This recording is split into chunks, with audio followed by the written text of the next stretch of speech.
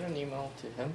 I can ask for a very tailored email account. Include like your full name and first and last name. Okay. And that's all he needs. Let's see if I have it.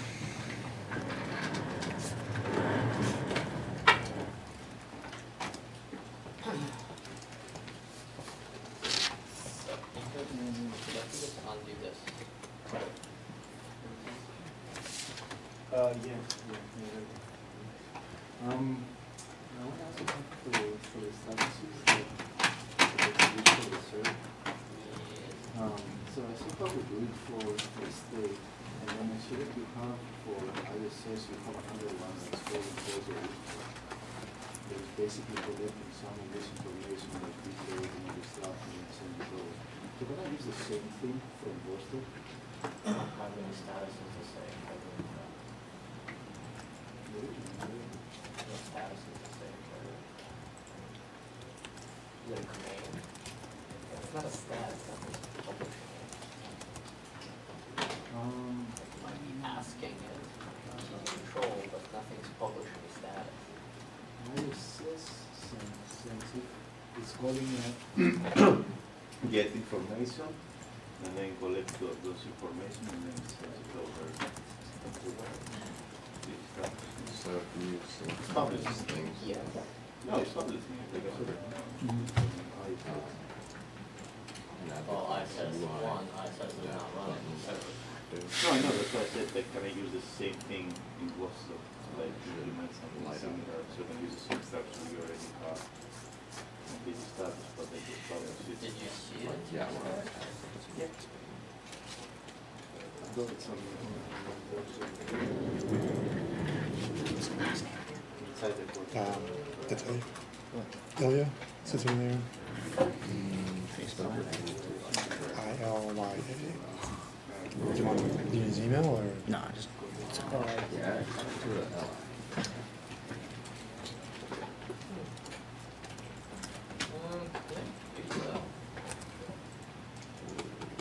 I think everyone else is fast. So just add it to the one that already exists.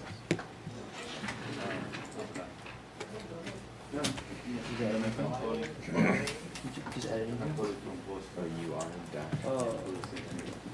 BTN.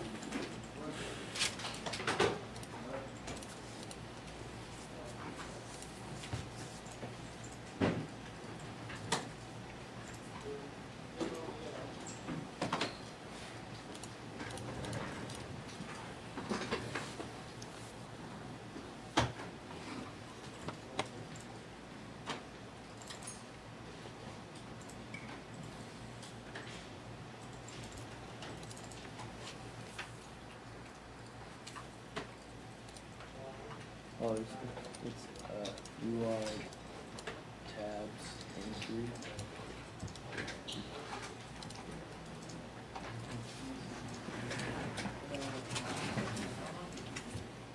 So it has that attribute like when you first reload the page.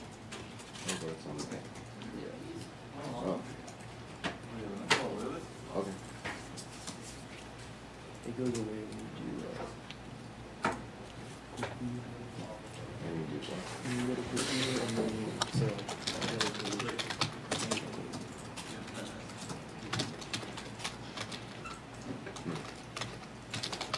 Why is it so small on this screen?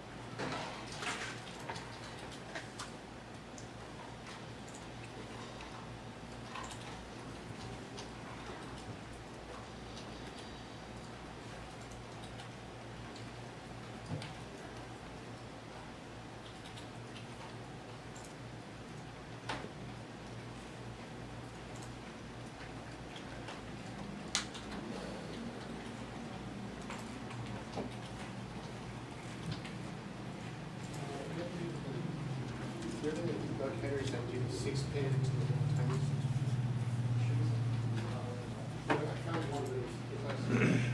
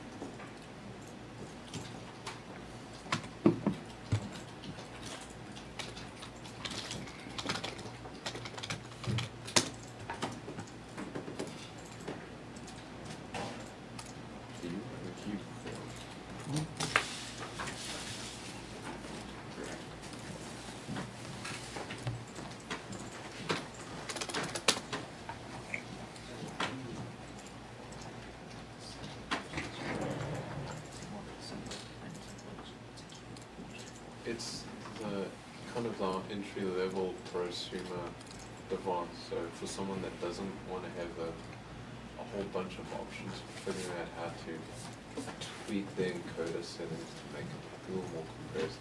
It's like, if you notice, the compression settings are like high, medium, low, kind of thing.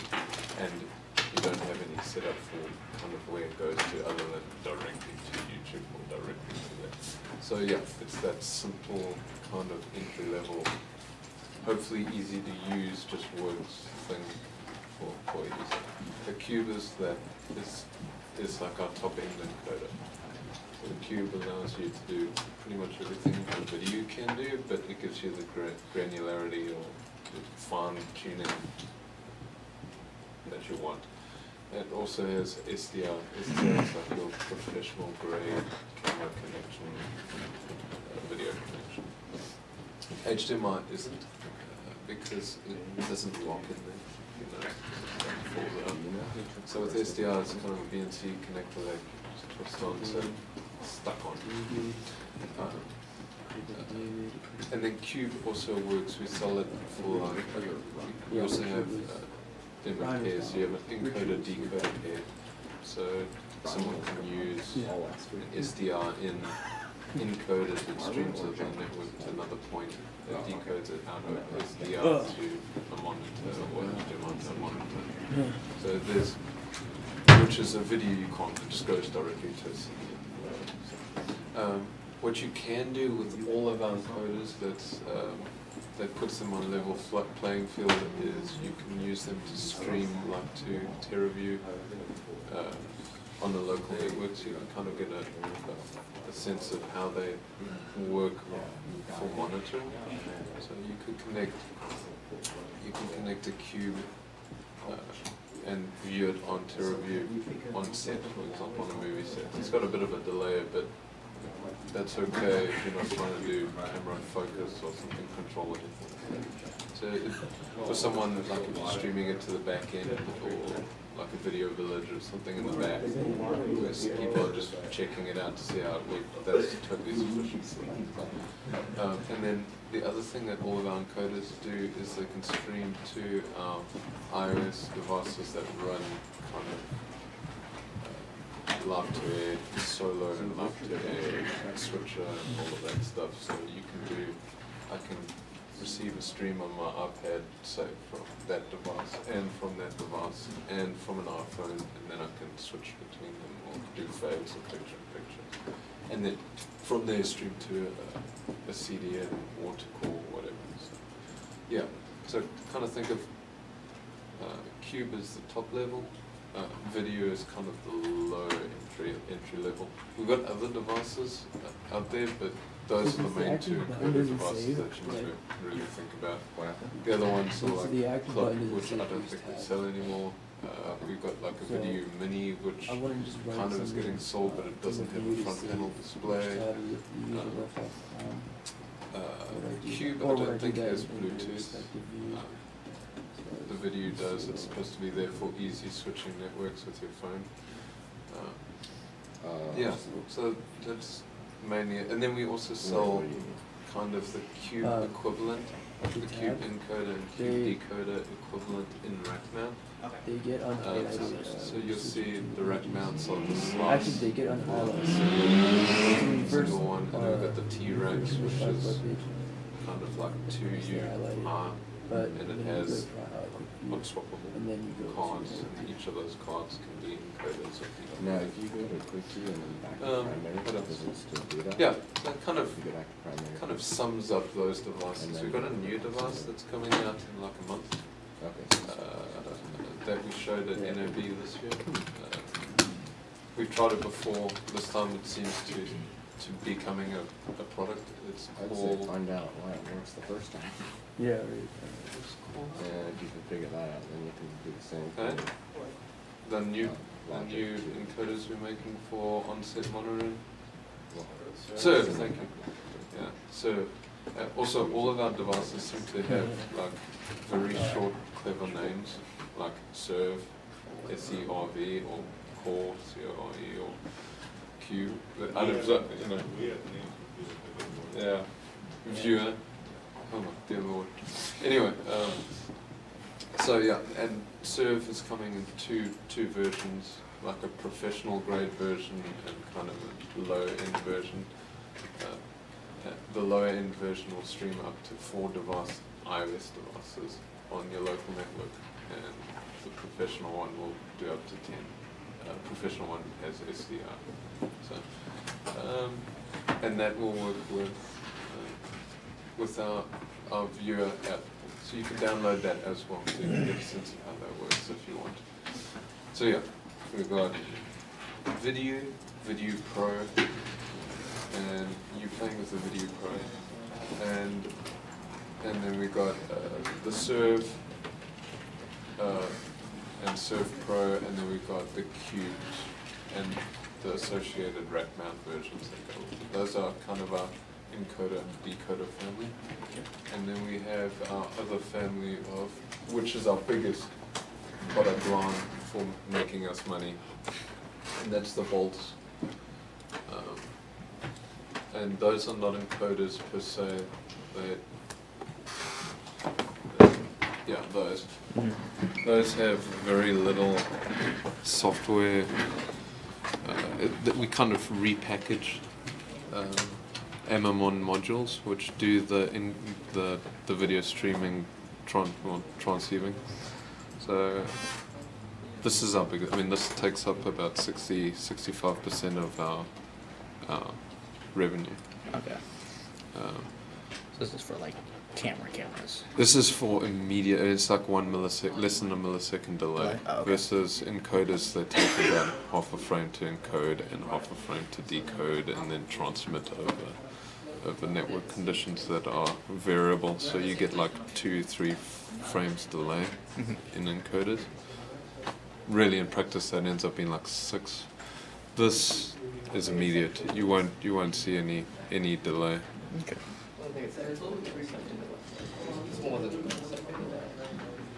No, it's less than a millisecond. So if you daisy chain transmitter receiver transmitter, you end up getting like one frame delay after about 10 daisy chains. Yeah, we measured it with the thing. So, and that's how we advertise it, sub-millisecond delay. Technically, you just need to have less than 8 milliseconds to be same frame delay. Yeah. So yeah, what we do on the bolts is we've kind of yeah, okay. So there's also a couple of other things. On the bolts, we do like MMON only provides an HDMI interface, so we provide an SDI interface with FPGA that does a conversion that can stream it to the MMON. Okay. And vice versa on the decoder. And then we also do LUTs and USB stuff. So like you can also use USB 3. Okay. So you can stream it directly to your PC. And then you can also do LUTs, which is like color grading. Okay. So you can change video colors to have a kind of specific look for when you're on set. So if a director says, this is the Matrix and I want to have that green tint. Yeah, like the color correction and stuff.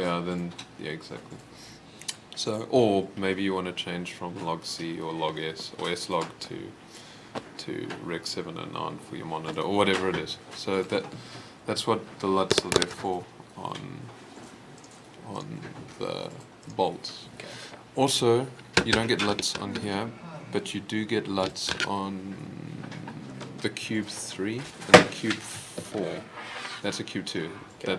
That thing sucks. But on the new ones, you can do LUTs on them as well. I say LUTs, you can do LUTs and you can do CDLs in combination. You can read about them if you want. They're not directly applicable right now.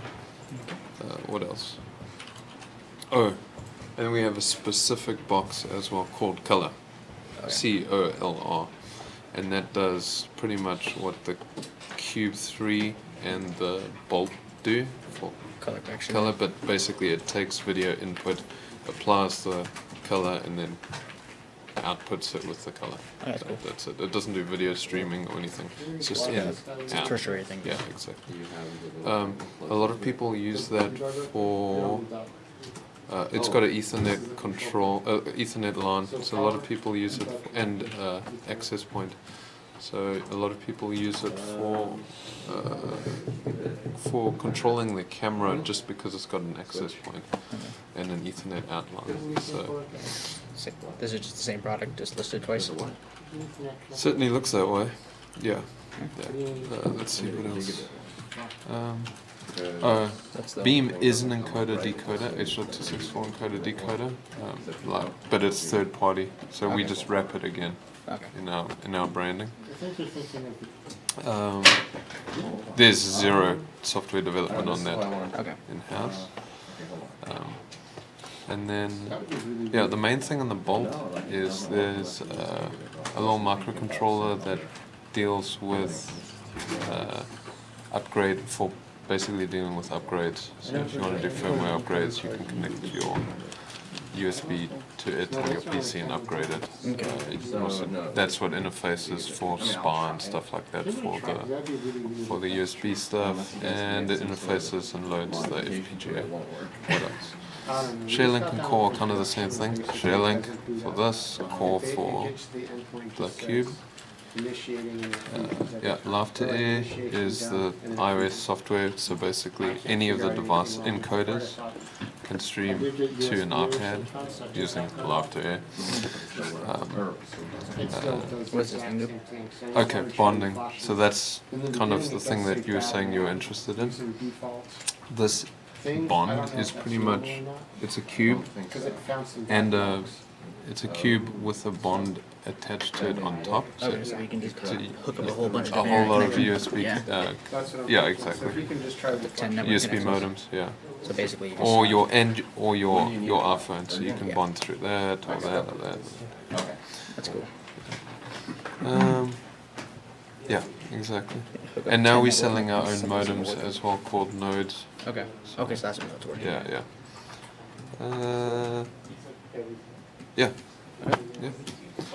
Our older cubes, like our Bond 2, has kind of a built-in cube and bond in one chassis. Okay. It's like twice as high as that one. And it's one piece. The new ones have this external kind of addition that just plugs in, so you can buy them separately. I don't see any there, but yeah. It looks like.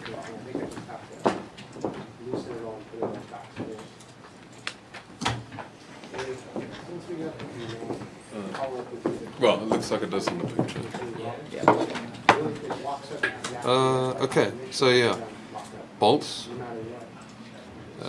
Biggest money making. Oh, you know Paralinks? Okay, so Paralinks. So basically, Paralinks was selling MM1 wrapped products as well, just like we. In fact, they did it before us, and we were like, hey, that seems like a good idea.